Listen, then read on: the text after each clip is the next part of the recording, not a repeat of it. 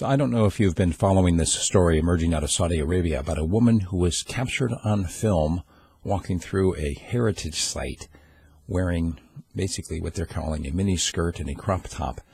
And, by Western standards, it's pretty tame. But according to Saudi standards, she's in gross violation of their dress standards. And it's interesting to me because now this woman is being basically investigated for religious crimes. And there are a number of different issues here, but the one thing I wanted to focus on is this. Can you really prosecute someone for committing a religious crime for a religion that they don't believe in?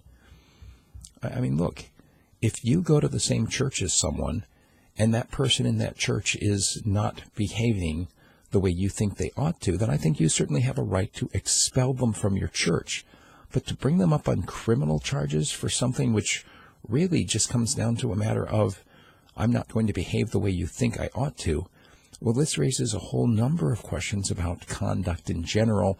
And really, it kind of shines a light on how so many people believe in the law, whatever the law is for them, whether it's a local law, whether it's a religious law, whether it's something that they believe is God's law, or whether it's something that some legislator wrote and said, this is now the law.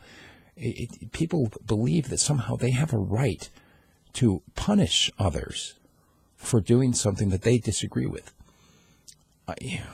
It's troublesome in a number of ways, but I think that the biggest issue in all of this is that really what it comes down to is you need to do what you believe is right for yourself and stop trying to impose your standards on other people.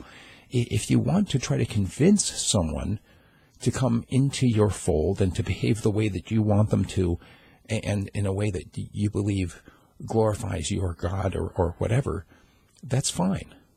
But when you start trying to impose it on others and force people to do it without changing their mind, without trying to convince them, all you're doing is taking away their own ability to just judge for themselves what's right and what's wrong. Do you agree with that? Do you think that it's right for the Saudi police? Actually, there's a whole division of religious police in Saudi Arabia. Do you think it's right for them to be able to prosecute this woman? Is it because she was on their soil that it was an issue? Is it because she was on one of their heritage sites that it's an issue? Or is it because somebody somewhere thinks that what she did was wrong according to their religious standards, whether or not she harmed anyone, whether or not she committed some gross violation of someone else's standards of what they think she ought to be doing? Is it right?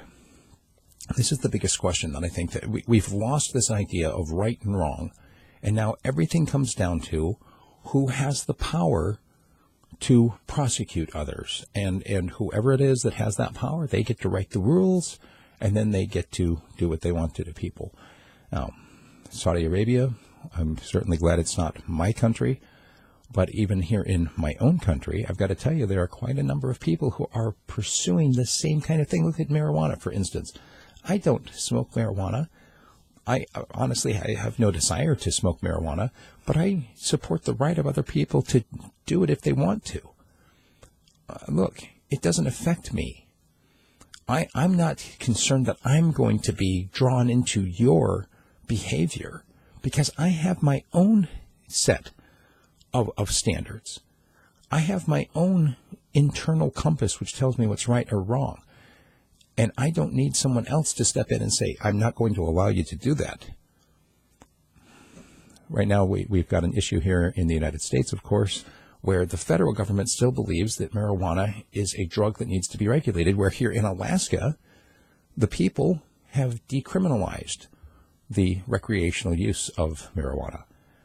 It's creating some issues, especially when it comes to the military members who come up here to Alaska and they find something which is allowed in the community which is disallowed by their own rules and regulations.